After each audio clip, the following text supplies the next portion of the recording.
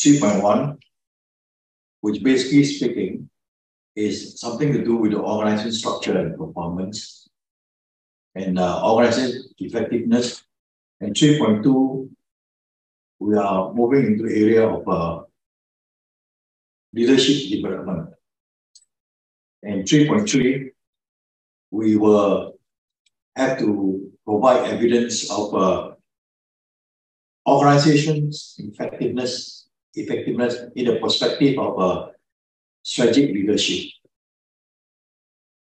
So we will continue our training on this area. Not so much of training, much more on how to do the assignment task 3.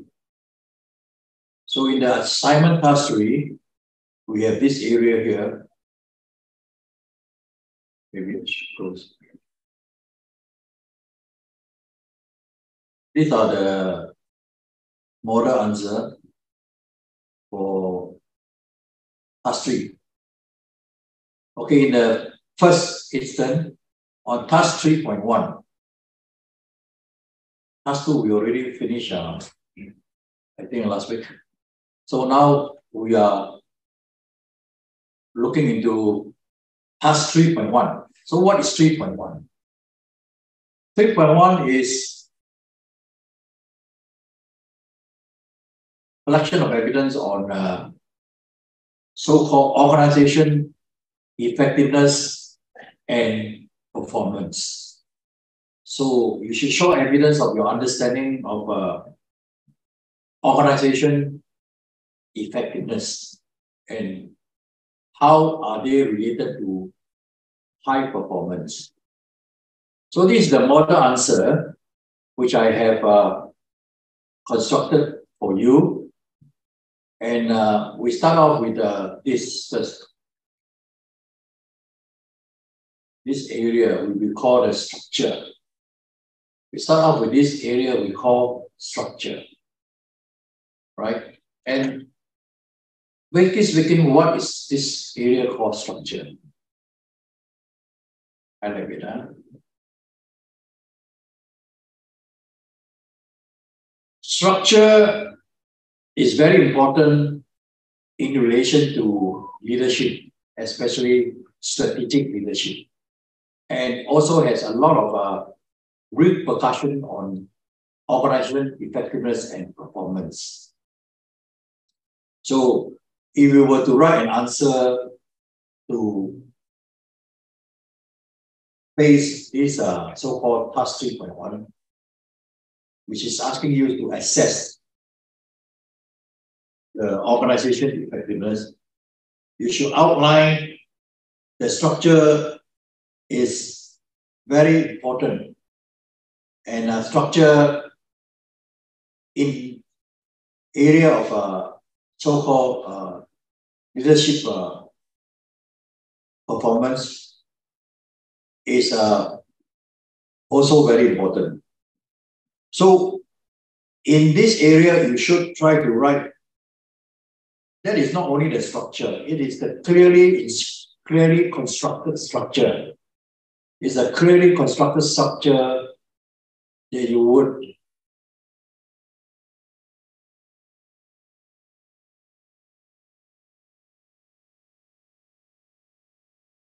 physically, you see whether I can.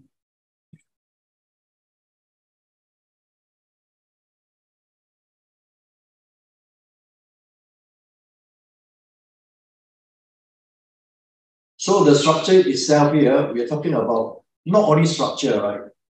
We have to mention that it must be visible. So everybody should be able to see the structure. And it's not only it has to be visible, it also has to be linked up with goal. So if you were to write, so you have to link up that structure is important, but this structure has to be visible. Not only visible to have effectiveness this structure must link up with your goal, aims, and target. So what is your goal? What is your goal? Your aim of your goal, your aim first, and your goal, and what is actually your target. So target in which area?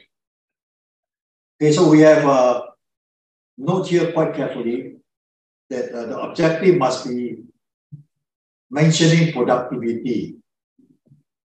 Because if we are not mentioning productivity, then the kind of visibility may not be very effective.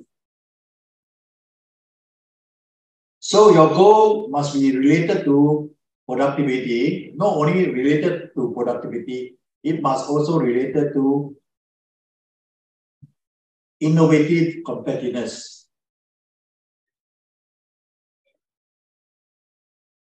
Yeah. So your goal must mention about productivity, your goal must mention in particular competitiveness. So if you want your organization to be effective and having a high performance, you have to make sure the leader understand of the outcome, the result, which is derived from a visible structure tied up to an objective. And that objective in particular should be productivity. It also should be competitiveness. And there must be some elements of finance.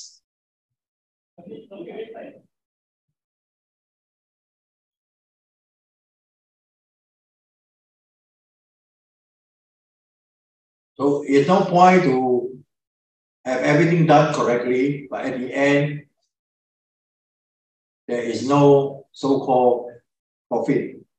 So a leader must always be aware that finance is important, and finance is none other than revenue and profit.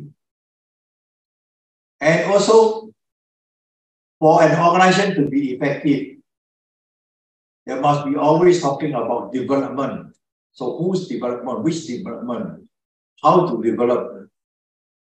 So let's come to here. Let's make tidy of this. So in order to have a highly effective organization, the leader must be constantly aware of development. So this development go from all angles, right? You have a top management, you have a middle management, and also you have the team and worker. So all these people, everybody down here must be developed.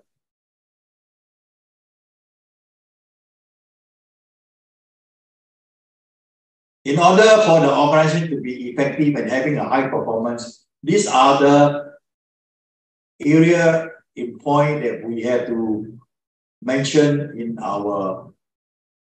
this assignment. Of course, I'm explaining and it takes a lot of time to explain, but when you're writing, this is the model answer I have actually provided for you here. Just a few words here. Sum up everything that I have mentioned. Okay, so then you come back to this so-called objective again. So the objective in itself, besides productivity, innovative competitiveness, finance, develop every staff, then the most important thing is that you have to have what we call a execution measure. So if you don't measure the execution, right, and monitor it closely, then your organization in that nature, according to here that I've written in this model answer, it cannot be high performance, it cannot be effective, and the leader in this organization cannot be a strategic leader. So I have mentioned quite a lot on this area, but if you were to write, right, you just summarize all this part. And all this part is what I've been talking about. And it's just a few sentences. But the word you've chosen or the word you choose must be carefully integrated. So we hasn't finished this part yet. Let me talk about another thing that is very important in the perspective of a strategic leader aiming to have a effective organization, staff with high performance people. So which is another thing that is very important here. So is this part. We have mentioned so many times. We have mentioned so many times on this area, right? This part. Environment. So a strategic leader must always be aware of the environment. Everything in that matter starts from the environment. So a strategic leader gearing towards a high performance organization must be always in tune, aware, and always be scanning the environment all the time. And it's not only the environment that should be interested in. He should be more interested on why we scan the environment and the reason for scanning that environment. He should be aware of this. Of course, when we study strategic management, we know the reason for scanning the environment. So a strategic leader should have the symptom of, or should have the telltale sign of what we call environment. He should be very aware of the environment. It's a key factors to everything. And he has to be always scanning out for a reason, most probably to make changes. Because environment bound to change. And the reason for scanning this environment is to align resources.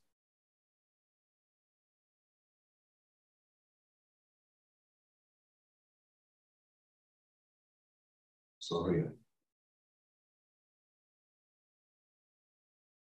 So, as I mentioned before, and I repeat one more time, a strategic leader will not be complete if he do not be at the back of his mind trying to reason out the changing in the environment so as to be prepared for the change.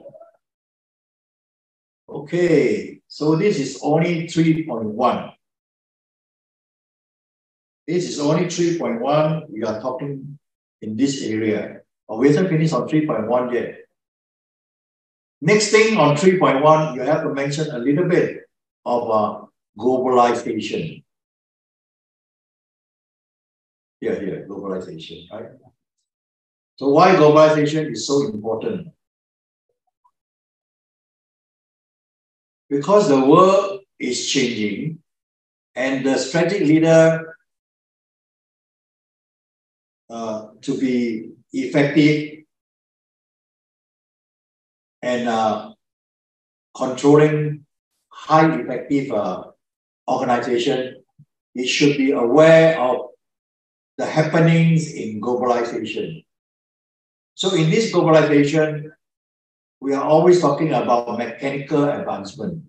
But there are many things about mechanical advancement. We can have a robot, right? We can have in the production line, we can have drone, right? We can have many technology enable equipment.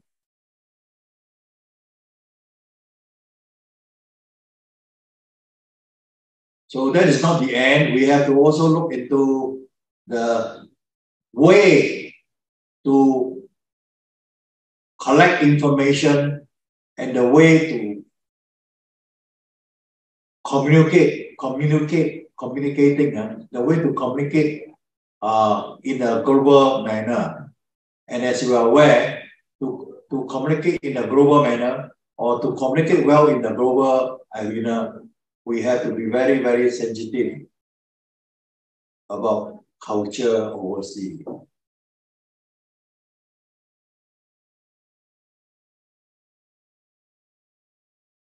Okay, next, the strategic leader should have what we call the skill of business administration, right? He should have that kind of skill, and he should be making his resources or asset accessible. He must be always be ready to make his resource and assets accessible, so as to be ready in this globalization endeavor.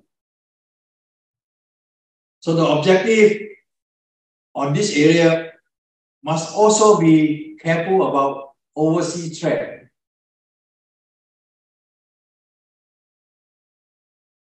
There are many threats, right? There are many threats in the overseas arena. So for a global strategic leader, in order to make the organization effective, he must be aware of an overseas threat, right? And threat always comes with risk. If, for example, trade barrier, how he circumvent trade barrier, right? How he overcome so-called infraction. These are all the things that he has to be aware of. So in terms of technology, it is not the end of just what we call communication. You have to always be aware of the so-called paperless society, whereby he have to be aimed, or he have to aim in a way in which his company should endeavor or embark on the paperless 2024/7 scheme. So you look at here,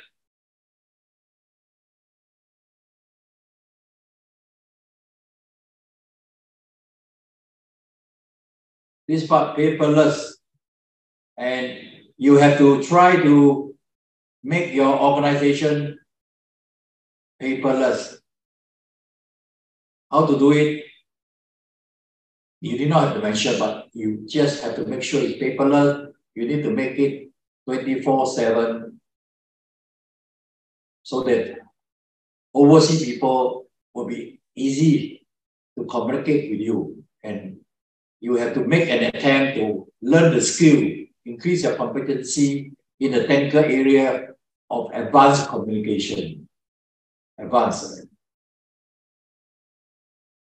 Not the basic communication, advanced communication, and the latest communication.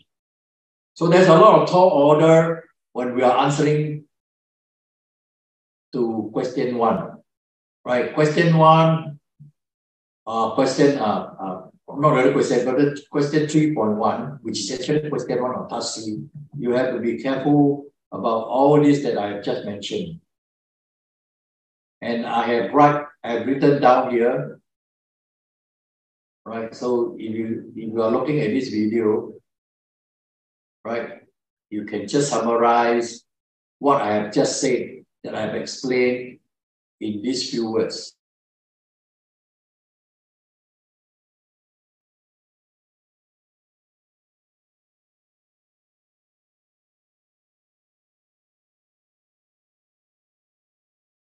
Just these two paragraphs.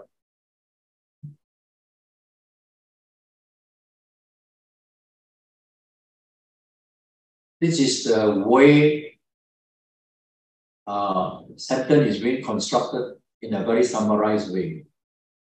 And I've explained at length for almost 20 minutes just on task 3.1. Today we are not learning. Today we are learning how to do the assignment and what's supposed to be right in the assignment 3.1.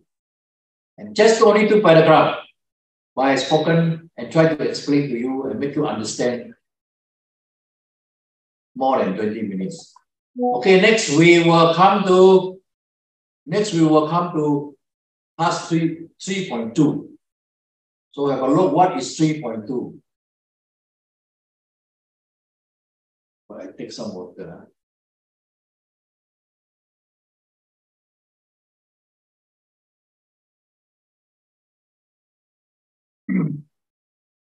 Okay, there's so much work here, and it's not easy for you just to have a look and try to read it, and allow me to explain to you what is 3.2.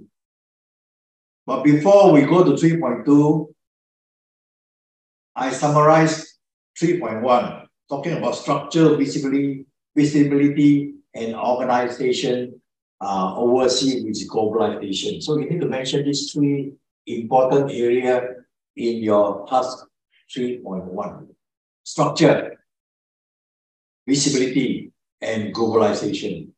And globalization in particular, paperless endeavor. Okay, next. Next is on the area of leadership development. So you are supposed to be very critically explore the main feature and the requirement of leadership development.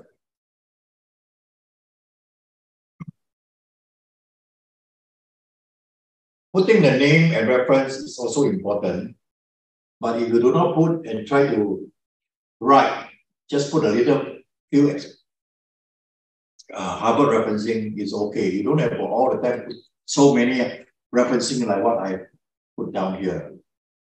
The key point is that you have to understand what you should be written in task 3.2. So let's analyze again what is 3.2. 3.2 is asking you for the feature. 3.2 is asking you for the requirement, right, of leadership development. So we should focus on this area. So what is there to mention about this kind of a requirement? So as we come back on and on again, the keywords, very important, is communication. I write so that you can follow up, because when I talk, it may be too fast.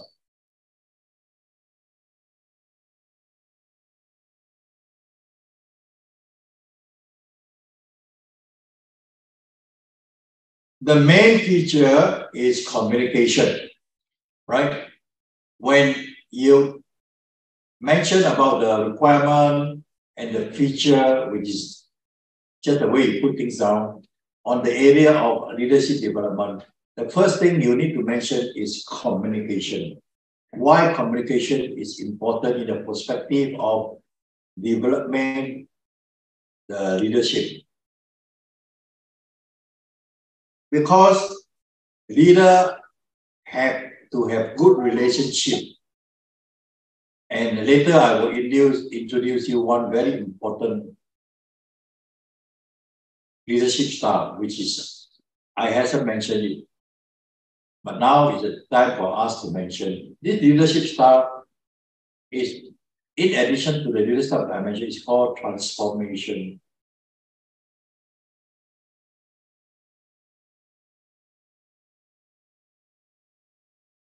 Leadership. So when I write, you can see, right? If it's just transformation, then you may not be able to hear it and miss it.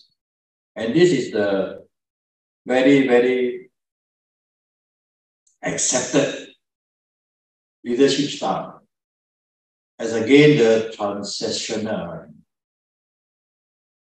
Transactional is the old-fashioned type, which we just mentioned, right?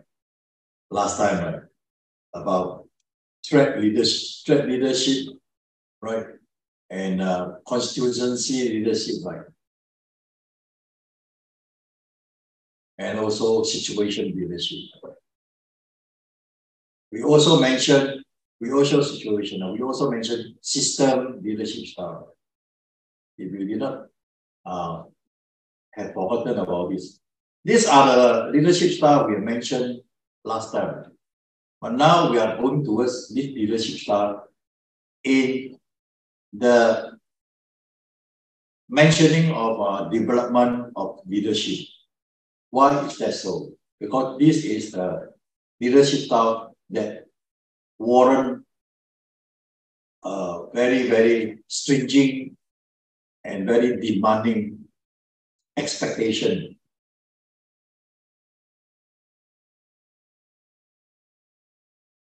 from the position of a strategic leadership.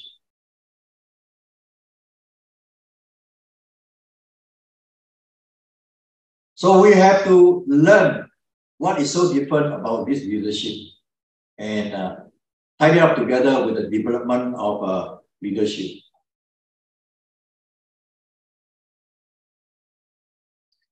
So as we are looking into this so-called development of leadership in the perspective of leadership development, we mentioned about communication. Then what kind of communication? Because relationship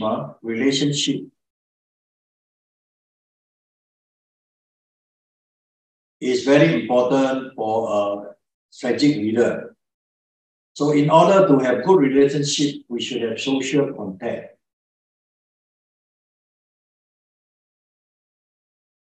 Right? And this leader in the area of a strategic position must somehow or rather be an expert. He must be an expert, right, in social relationship with not only the staff, not only his employee, which is the staff, but also with the top and also with the peer. If he's the manager, he have to have good relationship with this. So he must have an expertise in this area. If you do not show expertise in this area, you have to, if you are top management, you have to develop him. This development is very important in terms of communication relative to social expertise. Why? Because he need to communicate. He need to be very involved in his relationship with in particular, his subordinate. Last time he wasn't very particular about whether leadership should be having a high concentration of relationship with subordinate. But now it's totally different. We have not only have relationship, he must not only relationship, he must go a bit further, right? By involved in their thinking, and in particular, problem-solving time. Many leaders avoid communication when the staff have some problem-solving problem. So they just say, you are the worker, then you have to solve the problem yourself. Don't bring the problem to me. But now, this communication and this relationship in this area require the leader to be around, share their thinking, engage with the staff during the time of problem, especially in the area of problem solving. So you see, it's a bit different when we talk about the tall order of so-called development. This communication is very important, right? And this area we are talking about is not only technology, it's about social sense of belongingness, right? And transaction leadership talk about self-fulfillment, self-actualization. Level 4 and level 5 of Maslow hierarchy on it. So as I mentioned, now I have time to draw, right? Maslow, we got 5 areas. So we go to this self-fulfillment.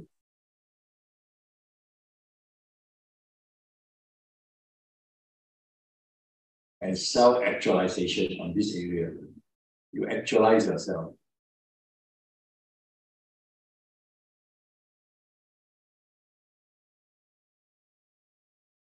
So this area we talk about sense of belongingness.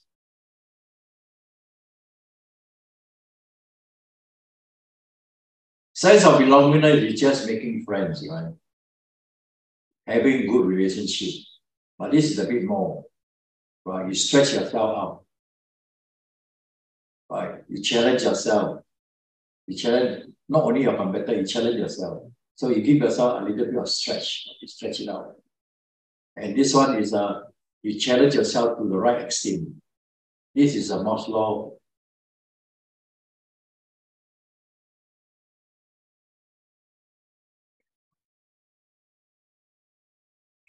Low. Maslow, L-O. Okay, Maslow hierarchy on it. So the first training requirement of a strategic leader development is communication. And that communication is a very special one, whereby we emphasize a lot of socialization with your staff in particular. And not only socialization, right? Getting things done, right? By setting better than expectation goal, stretch goal, and trying to ask the staff to reach their own self-actualization and fulfillment. And in that nature, if every staff stretch a little bit, then this kind of leader will actually useful to a high-performance organization. We're not talking about what's supposed to be a strategic leader. We are talking about developing of a strategic leader. You need to understand what is the key function of a strategic leader, then you can develop them. So the first function, he has to be expert in social, especially social communication. He can leave the technology communication to his technical expertise, but this one he cannot. This one involves relationship. Okay, so much so about only one area in so-called communication. So the next feature or the next requirement of a leadership is accountability. And it's a very, very big words. So you have to train the leader on accountability. how to train a leader on accountability. Right? So the next one is accountability.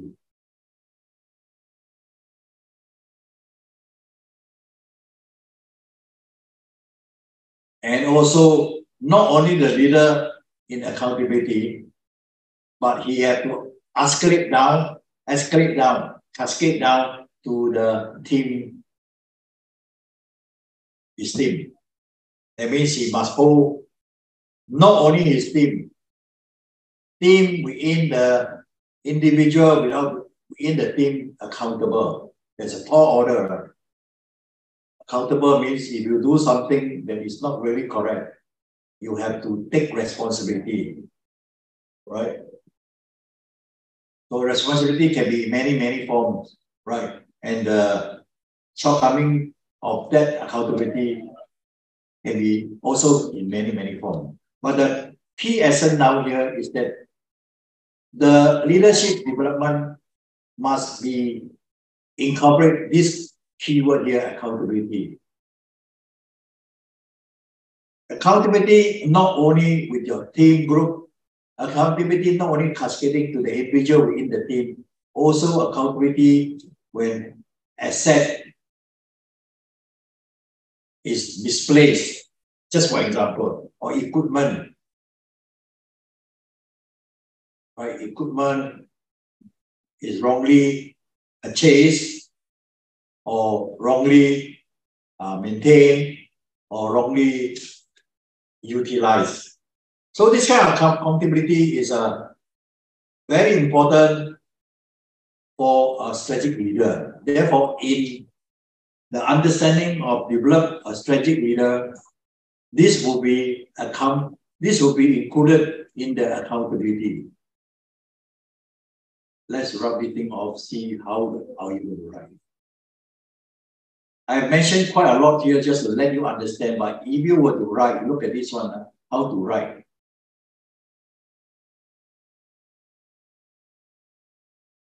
Of course, you don't write so many things, but then you must write the important thing.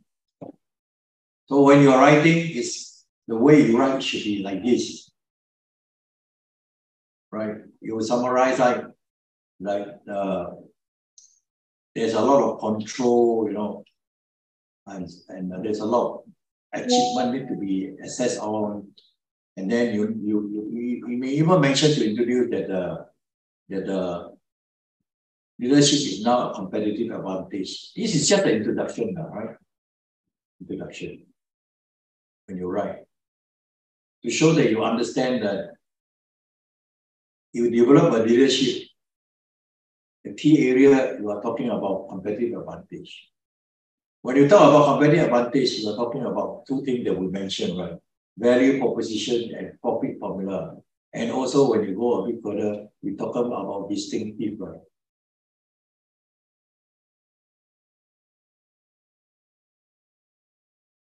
See, all these come back and work at you, right? So when you develop a leader, you have to be aware of all these objectives and all these important things that we have studied before. So a leader can be mentioned as a very key component for competitive advantage.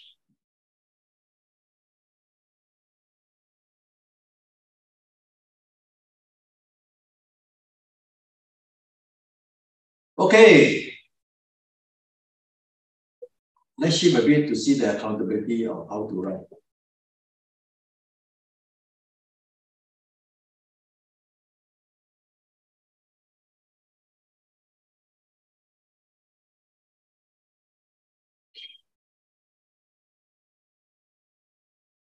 See, I just said here, right?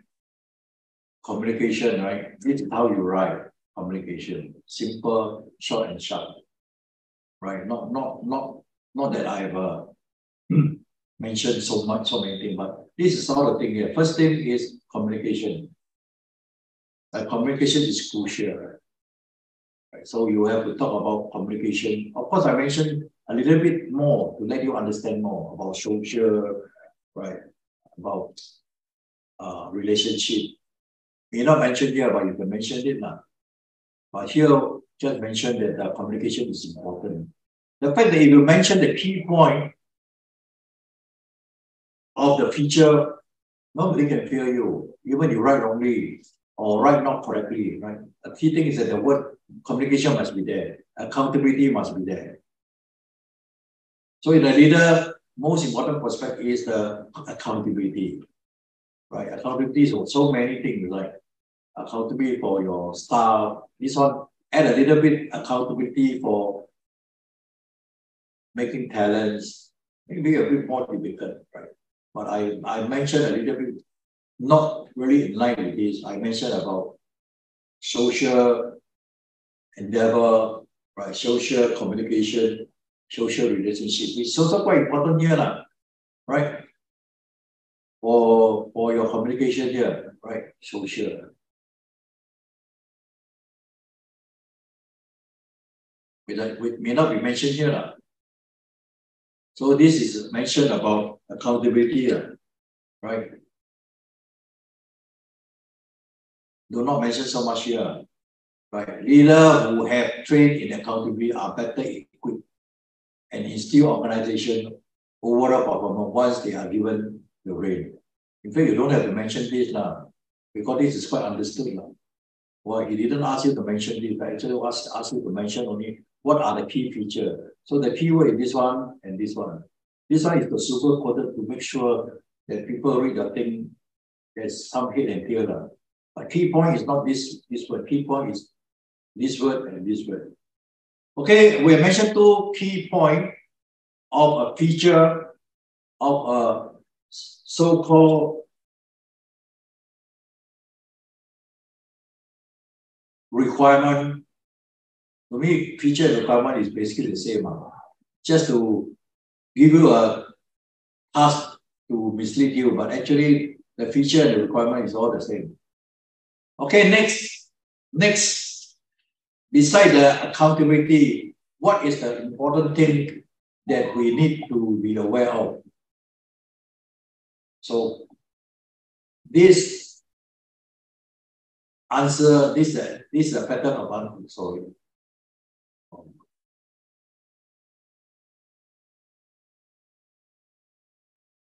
Oh, I think just move. So have a look. We call this an alternative control.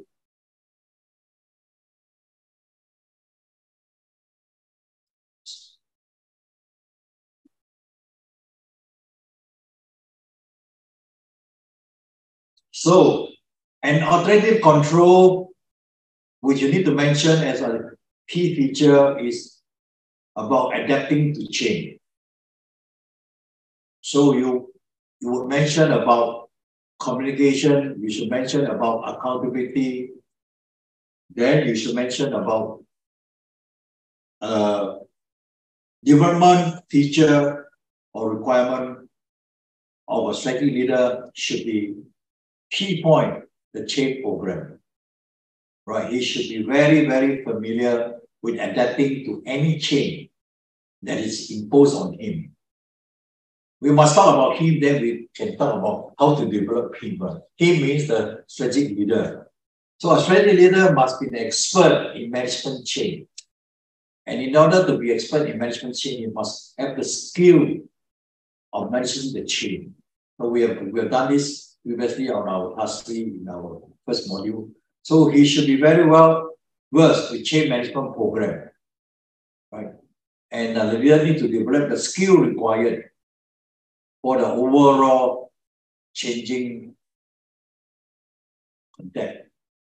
So it means to say you need to have communication, you need to be accountable, you need to have an alternative control, which means it is a change program. Change program management. So you should be very well versed with it. The next thing, as we have mentioned before, right? One of the very important things is finance and performance. So finance and performance is another thing which you need to mention as a key feature for strategic leader development. So here you put leadership development, increase the ability to cut expenses, generate new revenue stream, and improve customer satisfaction.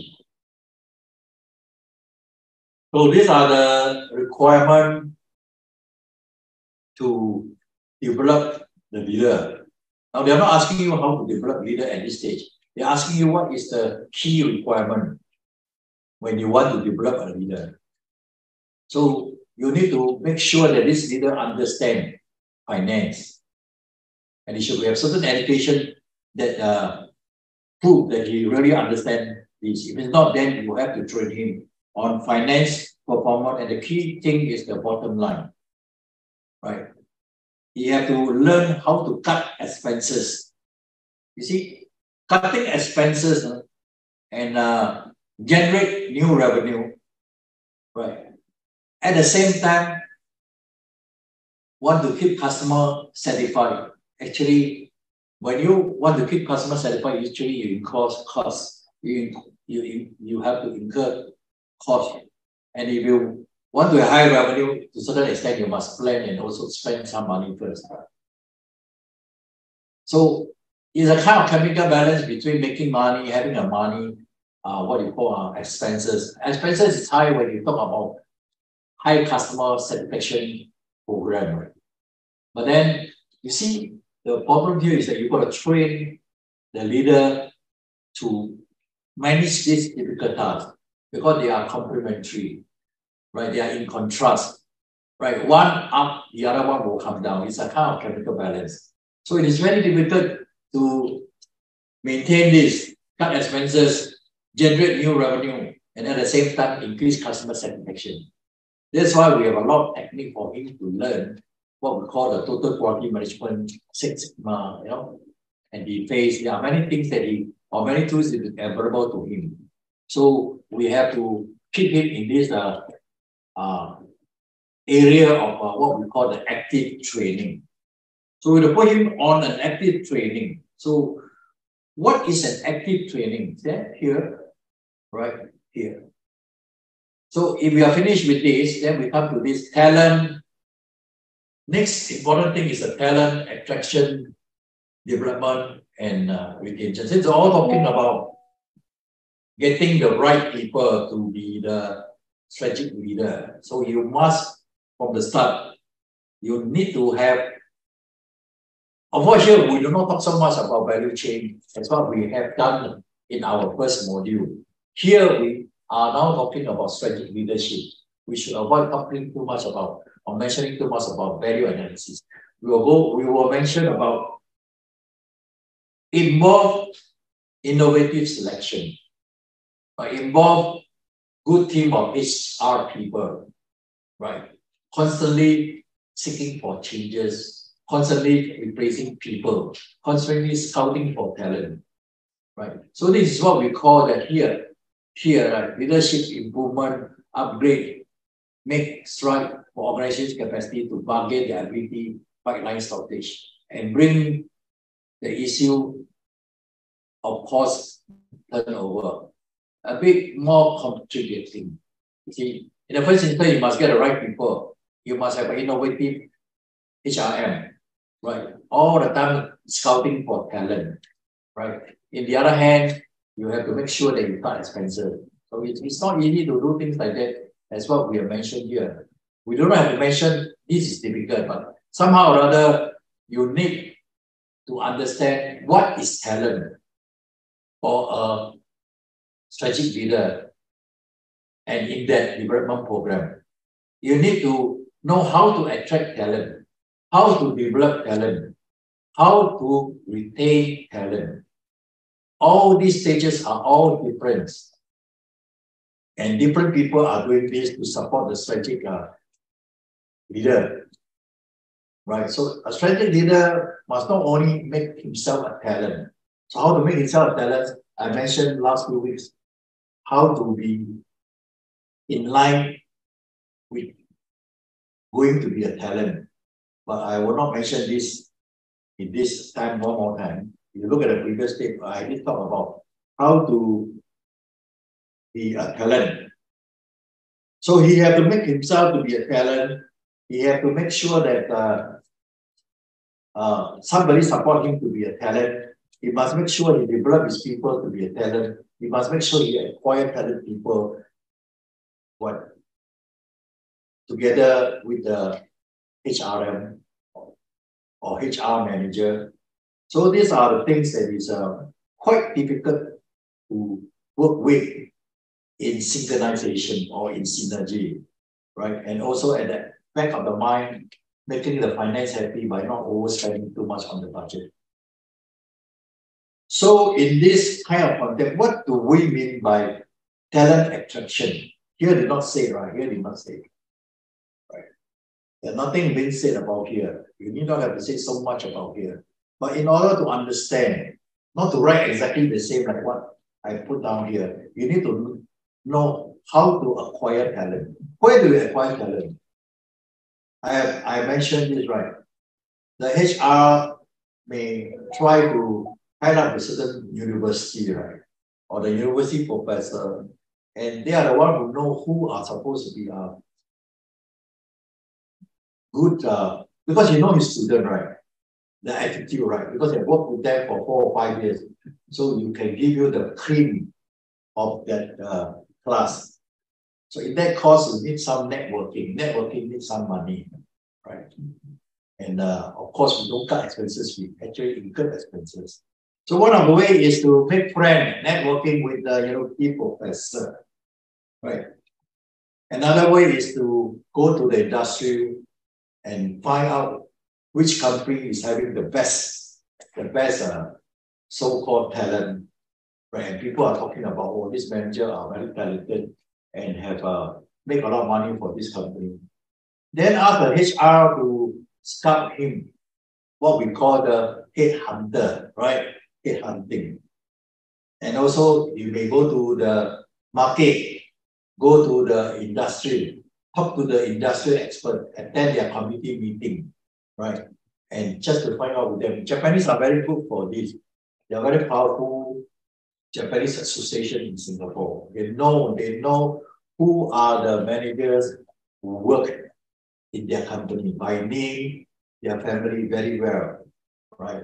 And they are very good strategic leader because they spend a lot of time having a relationship with those who are very important to their company, especially the talented manager. So acquisition means scout for talent, networking with university professor, rub shoulder with the industry expertise. So these are the things that when you do when you acquire somebody. And then of course development. What do we mean by development? You have to develop your talent. You have to develop yourself too. You have to develop your team. Your team have to develop your individual. So you have to put on what we call a very intensive training. And also that incur a lot of money. Not only.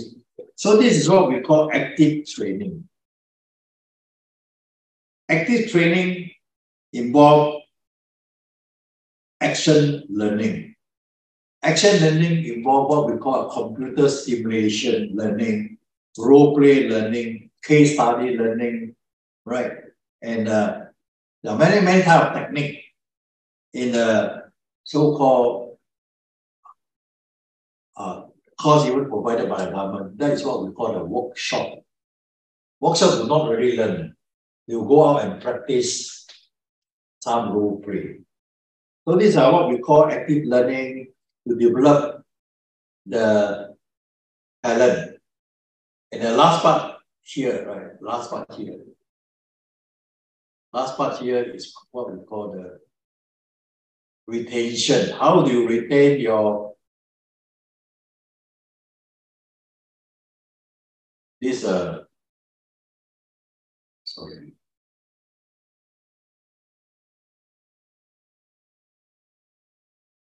your talent, or how you develop the talent that's already your leader in their development program, right?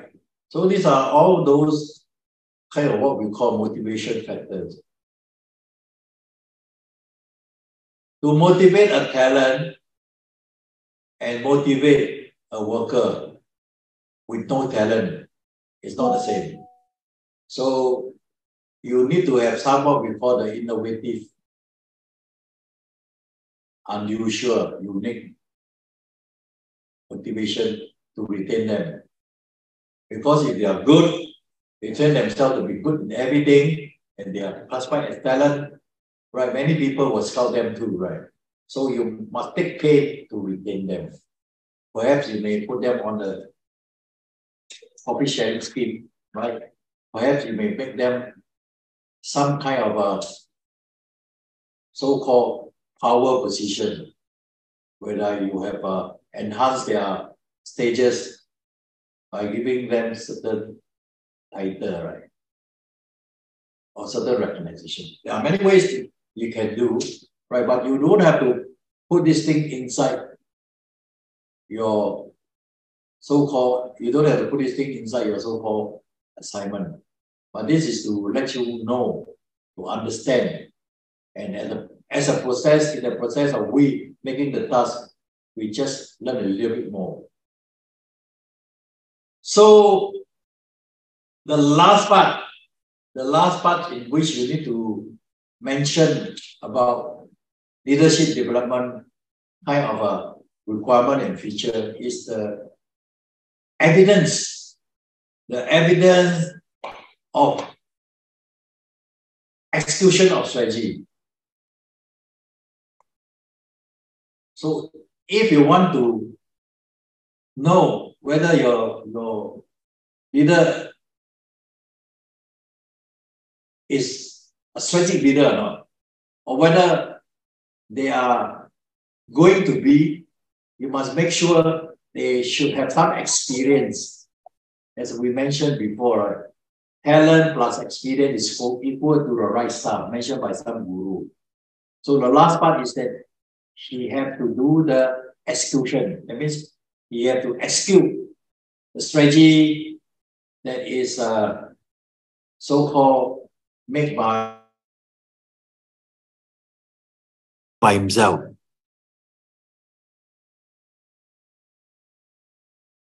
So execution of strategy is very important. So he have to execute the strategy. So what do we mean by execution of strategy?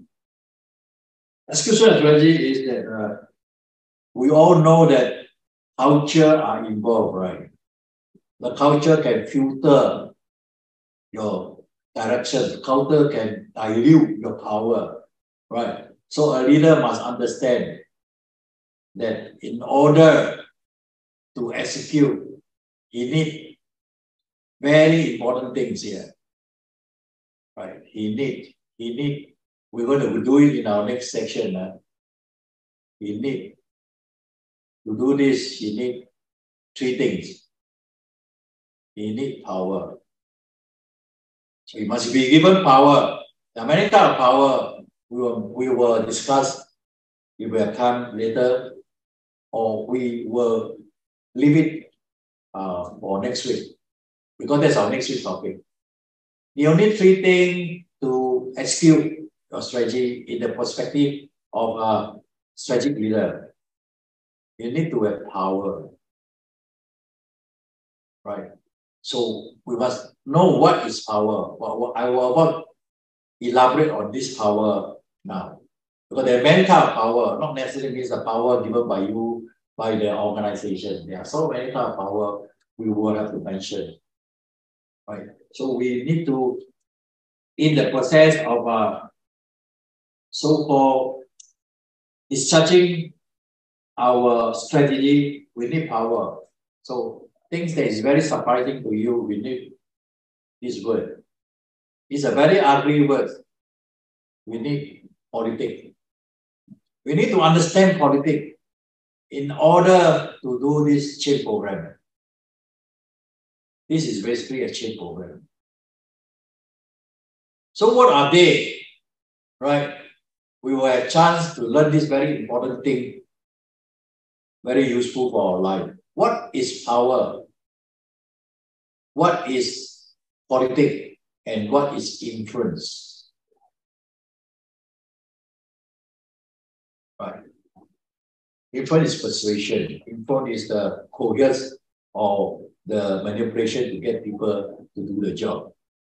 So power, there are many types of power, power given by the organization, power by society, by power by your technical expertise. But then that is politics. This is a very difficult topic and very sensitive topic. So it's already confirmed.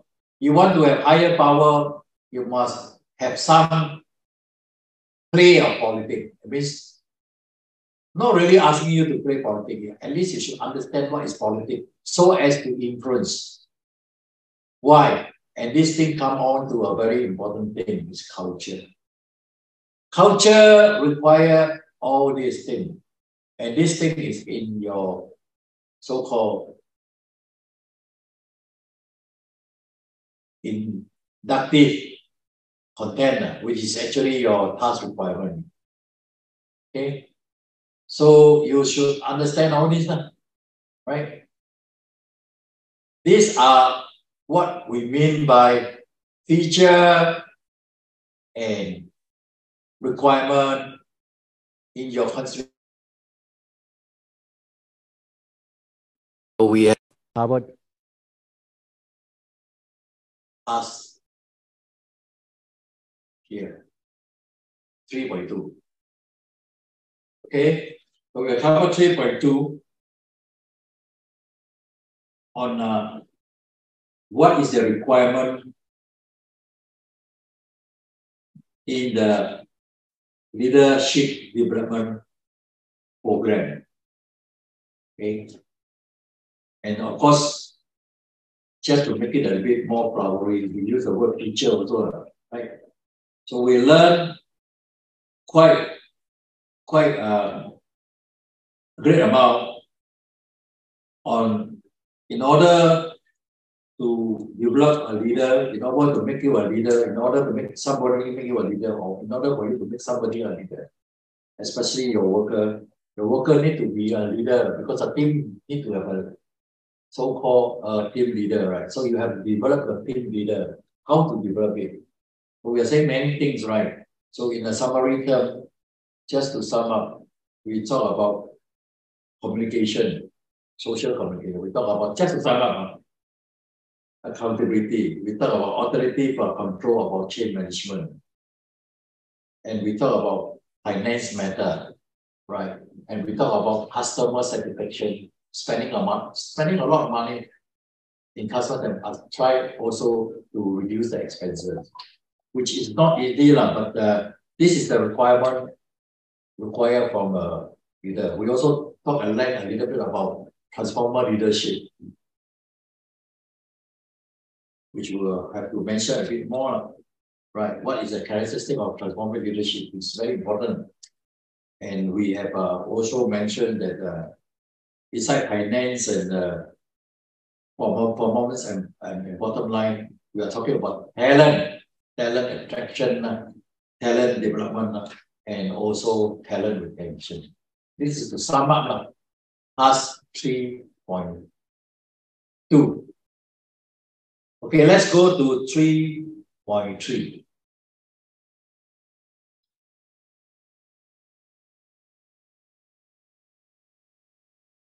Navigation change is just making a change, I think. Okay, look at 3.3. 3.3, what is 3.3 asking you to do?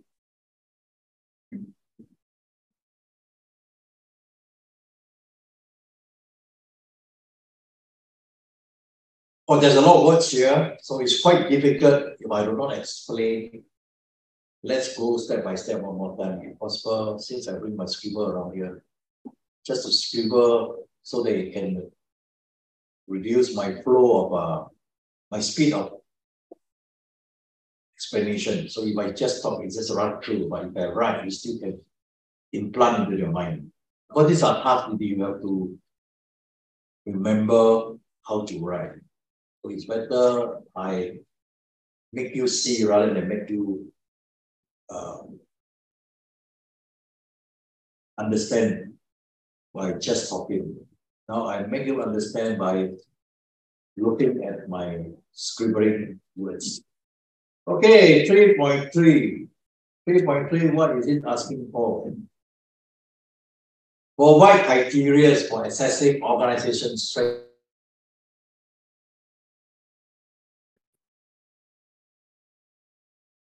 The same, but it's not the same. So this means to say, if you are talking about organization effective, in that perspective of a strength leader, which is the area with which you should write? Right. So the question is very frightening. Provide criteria for assessing. These words are quite frightening, but actually it's not so. Actually, what they are trying to ask you is the organization effectiveness from the perspective of a leadership. That's it, right? And in that area, which area you should be focusing on? The first thing and very important thing is that you need to talk about individual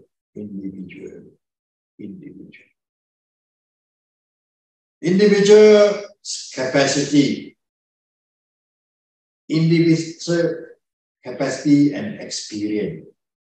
So before you actually want to develop a leader, you must dive into their requirement or so-called feature. So the first thing is that you have to single him out as an individual.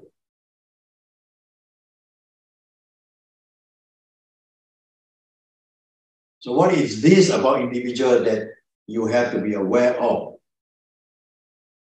His capacity. As we have mentioned before, capacity, the right staff for the leader. We always say this, right?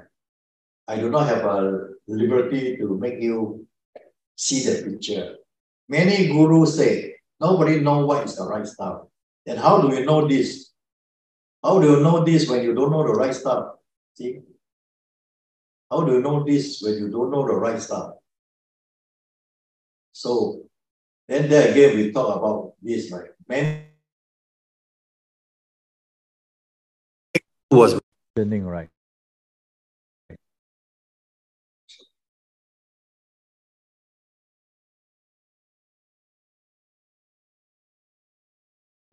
So now we are talking about capacity, right? But then again, we always talk like this. We always say like this. Helen, this is not what I say. The many books have been spoken, and you dig out any book, you will say like this.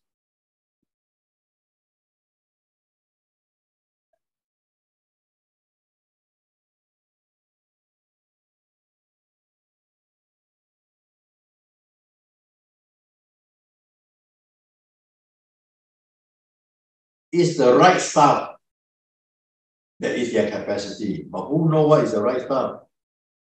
And as we already mentioned, leadership is very situational. It depends on the task, depends on the structure, depends on the followers' maturity, which means the follow skill, and also it depends on your staff motivation or not.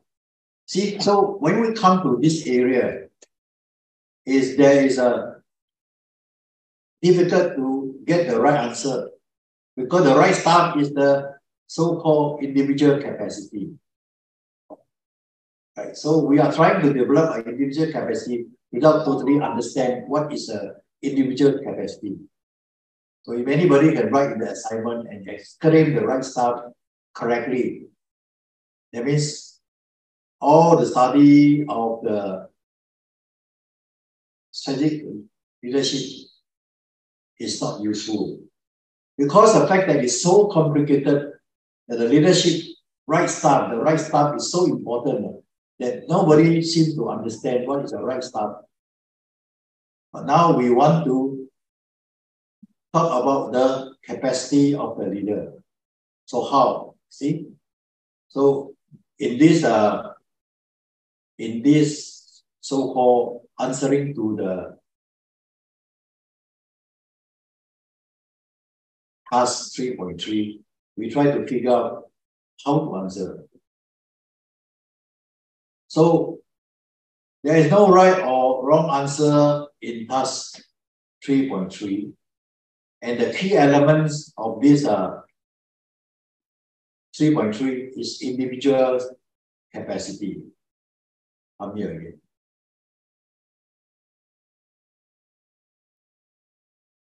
So if we are talking about individual capacity, so how should we look for? See here, even this guru was saying, right, there is no way, right, to evaluate the not only the adversity, right, or the ability, their talent, because it's difficult, right? Because strategy are different, approach are different, and that issue is very different. So we're talking here about individual capacity. So how? We'll find a way.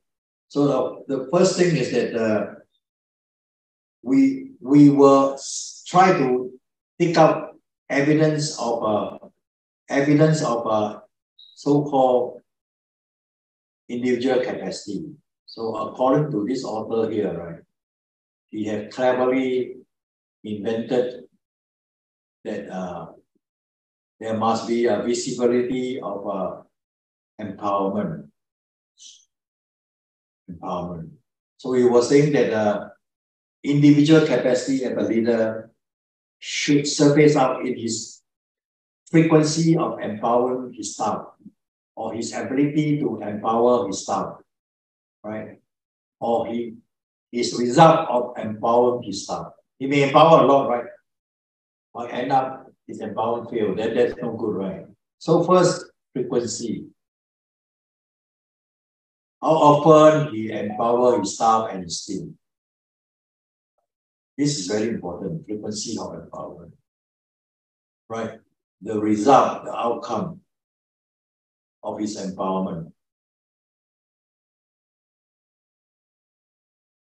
Our outcome is the same, but result is the same. It depends on which inclination you're writing, just to make your assignment a little bit more easy to read, so you don't use the same word all the time.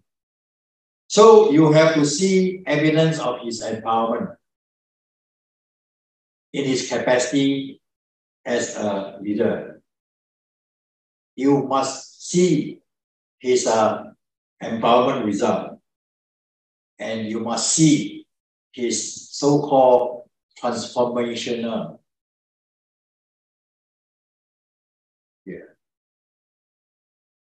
Right, not this one. Transformational leadership evidence.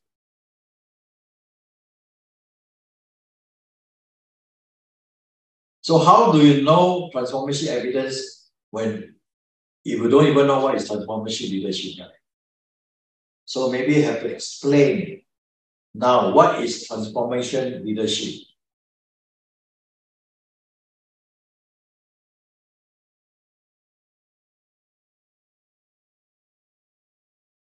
Okay, let's shift up a bit word here. So all the keywords that is written down here, I explain, right? And later we will scrutinize the word how to write. But now just understand it first.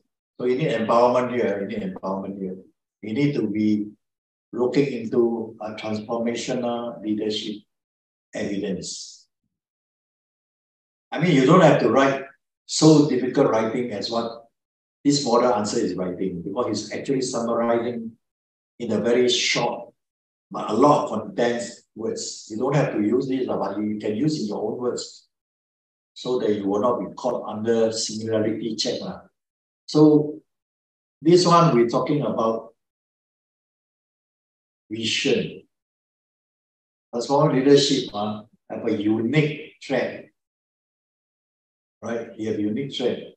And then he look like a charisma.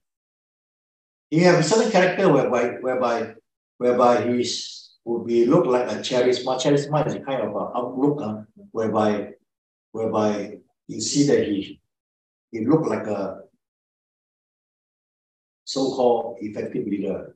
So you need to have, as I say, right, in order to have a Maslow 4 or 5 level of need, you need to have the inspiration, motivation. So what is inspiration? What is inspiration, motivation?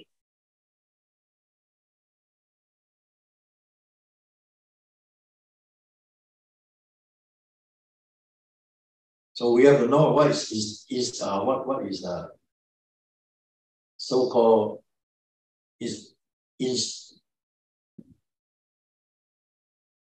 word.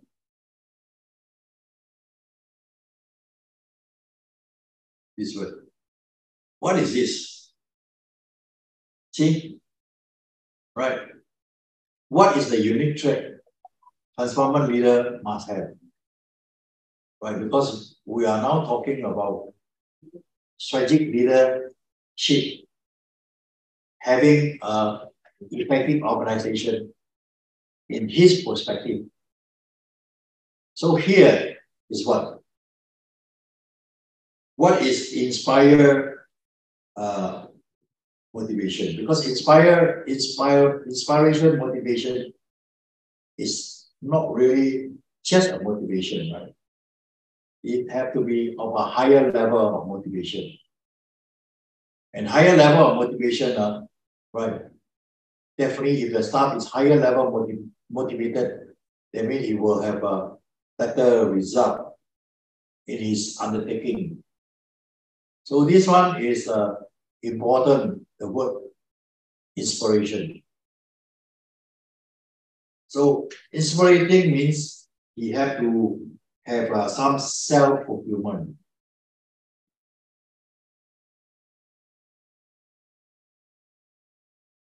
So what self-fulfillment? That means you must be willing to improve yourself. You must be willing to challenge yourself. You must not give up easily. So you have to motivate him in this area. So a leader, which is a transformer leadership, focus on this area. And this area can be done with vision, culture, share value, constant monitoring, right, and improvement. So you need to have, number one is you have to have inspirational motivation, which is very difficult, but the leader must make sure this thing happens.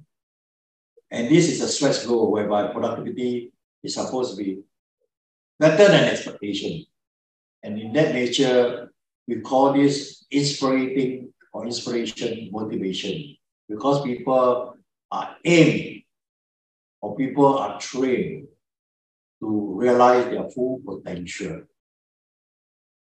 So this is a inspiring motivation. So we have this, then what is this? Okay, these are simulation, right? What is a stimulation? This stimulation, intelligent stimulation is a very tall words, right? But it just means you must have some creative thinking.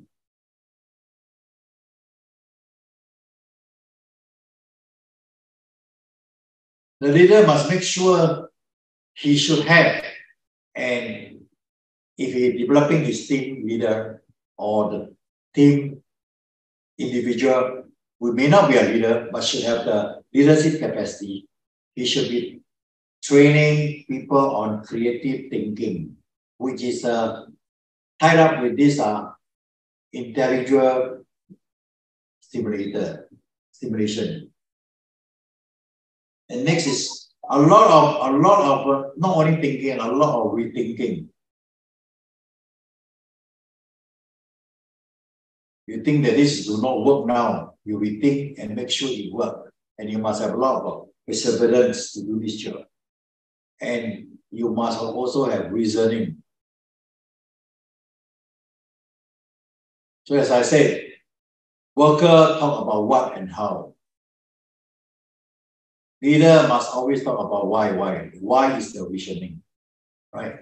So now you understand that intellectual stimulation means creative thinking, means rethinking, means also so-called reasoning.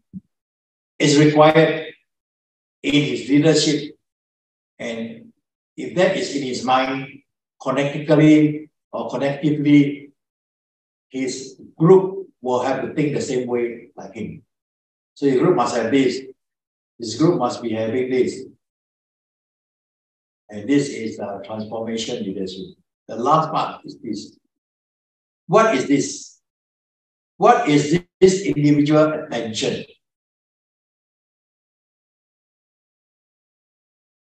So individual attention is very, very related to relationship. The leader have, especially the social relationship we have said about. He should be very attentive, and he should put always on the radar, right? To try to get feedback on how the staff is doing. And that are not done by a commanding power, which is what we call the legitimate power to control people. Now it's getting less and less, right? We're using social power, which we mean by relationship. In this, individual attention means what? The leader must pay full attention to the subordinate. That means he must know, and he must also be so-called a caretaker of his team or his individual welfare. You see, not every leader will do this way, right? Not every leader will do this way. But in a transformer leadership, which I take pain to explain to you, these three tall order technique and symptom or evidence should be shown to qualify the leader to be a transformational leader. Transformational leader, right? You need to have this. And everywhere you read, you will be reading about this. And tonight, I take pain to explain to you these three important things. You will not regret you learn this. And this is referenced by this author called Honger. He did not expound this theory, but physically he did do a write-out of this theory to make sure that a leadership should have this.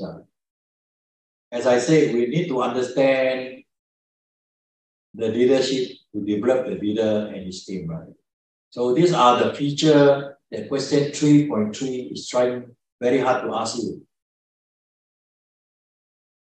So we need to talk a little bit before we finish up all the tasks. If we have time, we will go to the next week's lesson. So, the leadership development always must focus on a very basic element. Right? Don't forget about all these high-sounding words. I am, IS, IA, and then forget about the basic. So the basic must always be on the ground mark, always must be so-called keep on tiptoe position. And first thing is that respect. A leader must be respectful. Respectful can come from many ways, right? You can make people respect you by giving them to earn money, morale, in the morale range or not a legal way. But anyhow, a leader must be respected, right? To do things the right way. In actual fact, you must do things in a very where people view him as somebody who are talking about morale rather than against the morale and get things done for short term. So a leader must be respected, and all this must be all long term, right? You can give a very short, you can give a very short term respect, right? You can make him see the result very fast, right? For example, if you are the so-called leader for the what you call cutting costs in a certain computer software area or certain accounting area, you can make it so soon, so fast, right? For 3 months. And the result is fantastic. After 3 months, then it comes down, and that is no good, right? A leader who need to be respected must be always there when you need them, all the time, not only just for 3 months. You can easily to boost out your result within 3 months, right? After the 3 months, the thing may collapse again, right? So this means you need to maintain your respect. So you must go to the basic. A leader must earn respect. So in order to earn respect, the leader must be trained to be respectful. So how to train to be respectful? You must also train him about social responsibility.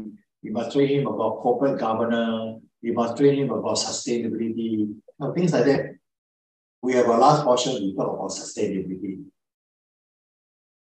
Okay, so transformer leadership is one of them, which we talk at length about the perspective of leadership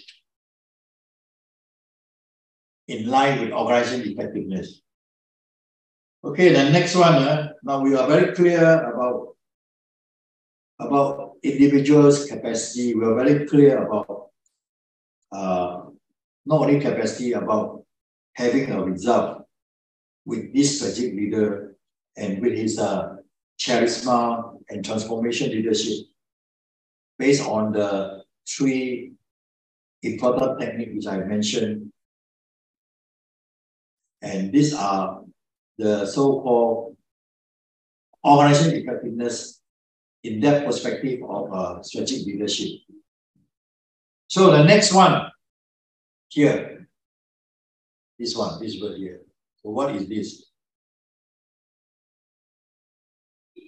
Analyze group execution. You see, the next one is about group execution. Just now we talked about transformer leader. So please go for the keyword. So what is group execution? Analyze the group execution. So you need to analyze, right?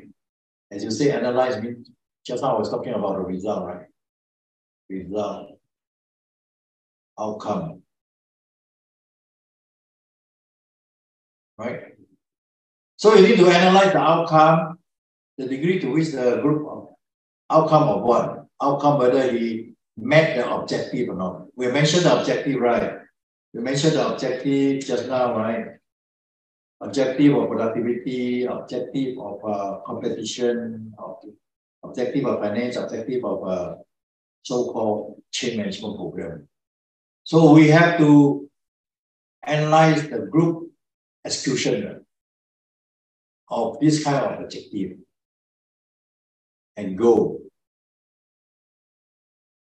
So a leader must have this kind of so-called thing in place. So if you want to go further, you need to have a constantly survey on the leadership effectiveness. based on this kind of goal.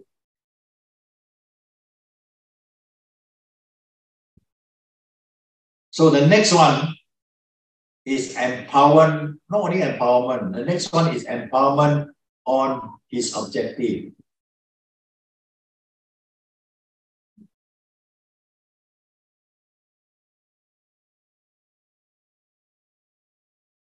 Okay, let me spend a bit time here.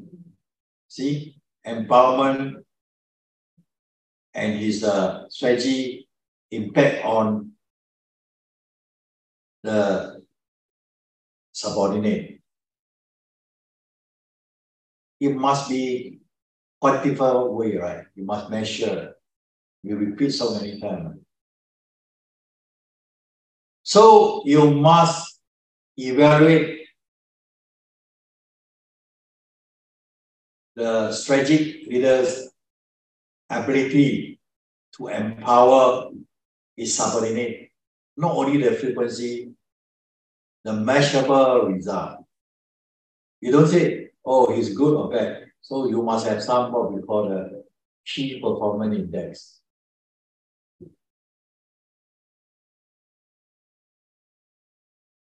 I write down, last time was very fast. So when I write down, you can filter to your brain much easier.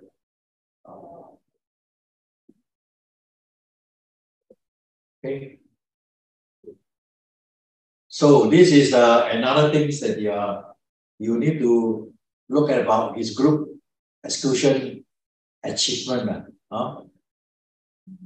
Okay. So the next one, a great leader, the most important thing is the decision making. So he should be making decisions. Of course, we understand that every leader must make decisions, we understand. But the question is that, what is that so special about making decisions in the perspective of a leadership? See, he should be a great leadership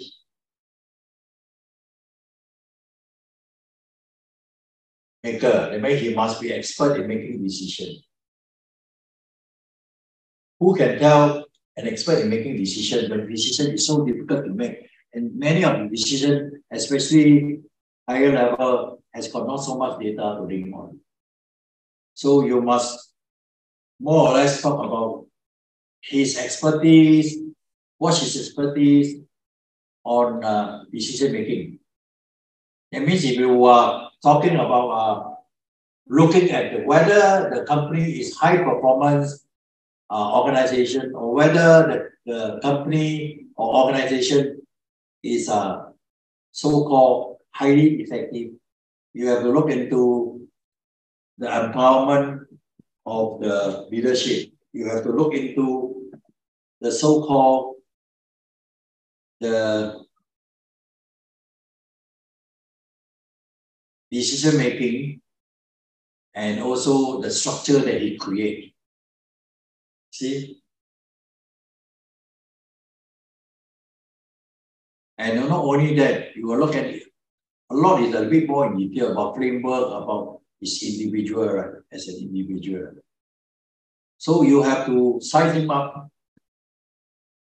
Because whatever you say about so-called effectiveness of an organization, you need to talk about the effectiveness of your leader. Right?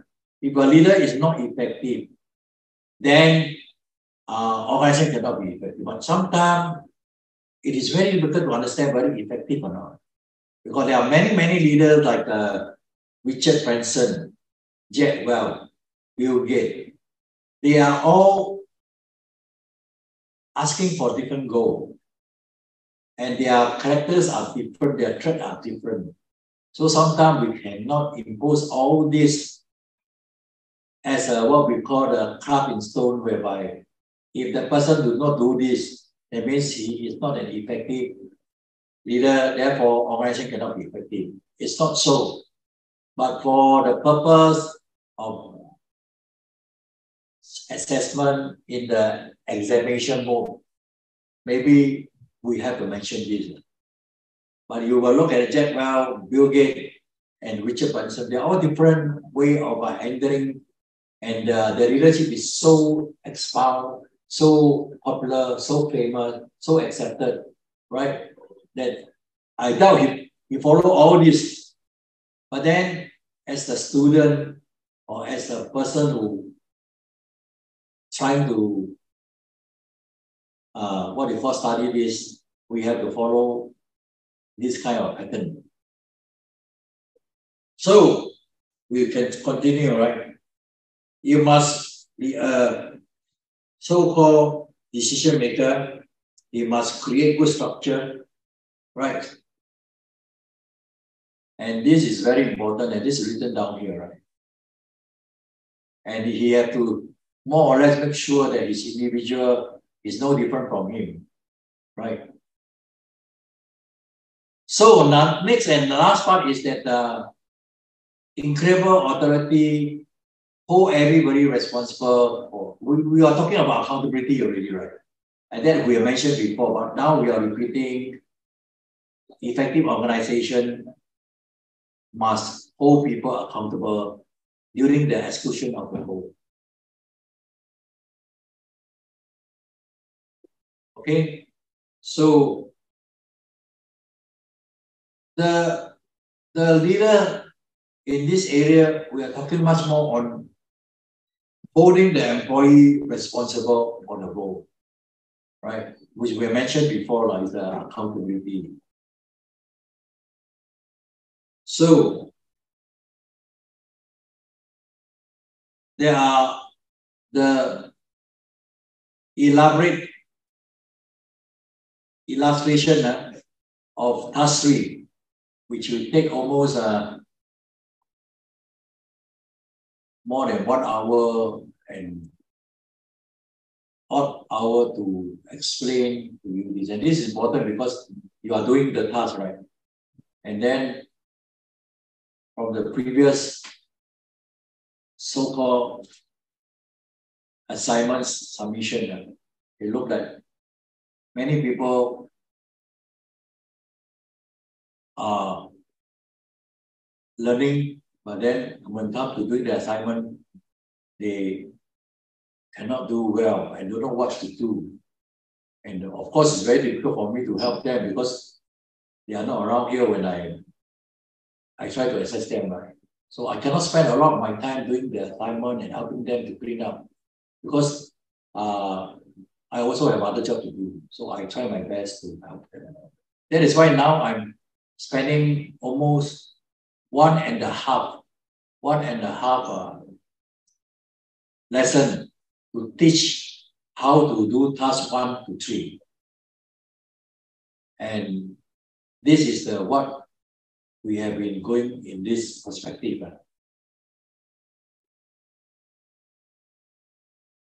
So our task 3 is almost finishing.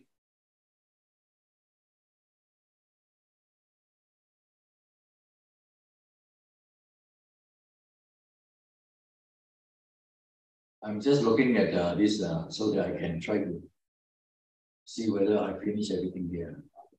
So we have spoken about this what we call group, right? This one we have spoken. We're talking about decision making. We've spoken about structure, right? We're talking about getting everybody responsible for the individual role. We have spoken. Right? So now we go to the next one, see what's there mentioned. Okay, go to the next one. Another important responsibility is to focus on team members' expertise. Okay, this is a very important one. We're now all talking about strategic leader. We're now talking about organization effectiveness. All these are linked up together. And one of the very important area is the responsibility to focus on team member. You see, we have the leader, right? we have the person who train the leader, right? Leadership, the leader, right? Then in a leader, we are not going to say this leader is developed, is finished. We also want to make sure the leader develop the team member. In order to develop the team member, we also have to a certain extent, make the team member accountable. Right? So here we're talking about team member accountability.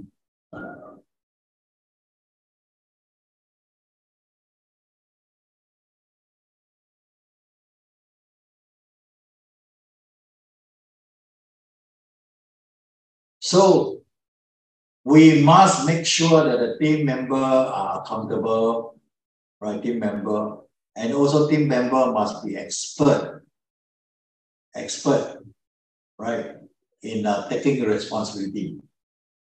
Of course, they also have to be expert in many things which the leader has been developed.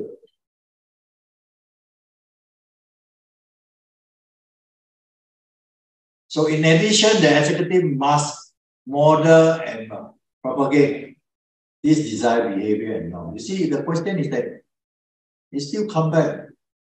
You see a leader, right, already developed on accountability, goal, responsibility, everything. It's not end. His team must also develop, right? But that thing is not just simple thing by itself. We are talking about culture. Accountability is not only just accountability by itself. It has to have a very strong culture to be able to be so-called trained to take responsibility and accountability in a good spirit. Because everybody can say, I take accountability, then next day resign, right? It was not a culture that the leader should be trained and transfer down to the team member. So a culture always comes with, you see here, norm. Norm means behavior. Norm means behavior. So you go, the leader development program must not only think about his behavior, the behavior of the team, the behavior of and culture of the individual.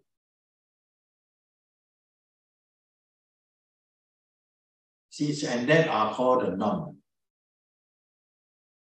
Right? So to get this thing in the so-called order, it was not just accountability. Accountability must transfer down to team and then to the member. And this only not the accountability, is many things that is affected, right? And the most thing that is affected from the subordinate area, including the team, is the culture. So culture must always be in the mind of doing a business. Culture must always be in the mind of a strategic leader. So here we are mentioning about this, and I just cop out the word from here. So representative ought to feel that this consulting pioneer is working together in advance, maintainability, and other key measures arranged to attain a particular activity. So there again, it's not easy to understand a word just right like that. You see, the thing is that now, the whole thing is about working together, not holding people accountability and punish them. So an effective leader or effective organization with that effective leader must not looking accountability at just to drive the person and punish them if they shun their responsibility and accountability. You must work together with them. And you not only work together with them, you must maintain working together with them. And in another thing, you must also measure your objective again, which is your KPI again. So how do you do this? How do you do this? Right? You have to make the culture. You see, culture is a very, very funny ballgame. You must make the culture believe your vision. It's very difficult to do this. But a strategic leader must make people within the organization believe in the, not believe in the culture, believe in the vision. Right? Vision is what your dream. Right? Like King, what Luther King said, I have a dream. Right? You should have said, I have a business strategy. So the thing is that why we talk so much about vision, share value on this, because the culture in itself within the organization is a very, very non-transparent, right? And it takes time to build the culture. So the leader must always focus on the cultures, which is the norm, the habit, and all this, right? So you must make people believe the vision. How do you make people believe your vision? Right? And this is the way you judge the leadership effectiveness. So you have to have a very tall order to make people believe your vision. So how do you do this? Right? You have to be constantly reminding them about what is your mission. And you must constantly highlight your share value. Many companies put their share value on the notice board so that when you walk inside the office, you can see their vision and all this. All this. Why? To remind people to believe. The word is believe their vision.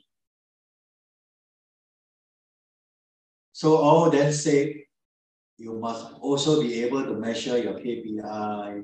You must also be able to maintain a good culture that is supporting your vision. Of course, you don't do anything that is against your vision, right? Your change program should be in tandem or in synchronize or in synergy with your vision. Otherwise, it will not work. But then the culture may not be following all the time, right? So it is the duty of a leader to make sure that the team himself and also the group and individual believe the vision. And the goal should cascade down from the vision and it should be top down. Most of the time. Of course, there are some exceptions. Okay, we have said at length about responsibility, right? We have said at length about culture, right? Then we have talked so much about objective, believing the vision, right? And also we have talking about these are tied up with the leadership effectiveness. So we must know how to also have a yardstick to measure, right? And I was talking about influencing. So in that nature, we'll talk more about this politics and influence have to be mentioned. So what is power? Power is given to you legitimately by your organization. And that is a commanding power. The higher you are, more power you have. But because of culture, a power cannot be powerful if this element is not in. This element is in, is not asking the leader to go and play politics. It's not that. That he must be aware of this very important word, politics. Without politics, he will not be powerful. That is not subjective. We'll explain to you in our next session. And there again, we talk about influence. You see, without power, you cannot influence people. Without politics, you don't have strong power. So, what is the difference between influence and power?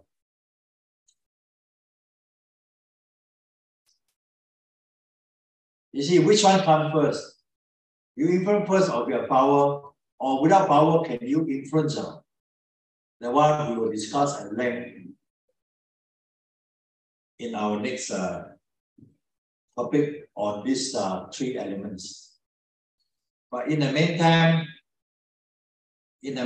power is also a very sensitive word to be learned.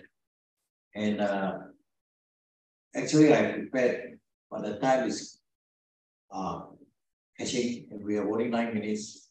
So I just briefly mentioned a little bit of power.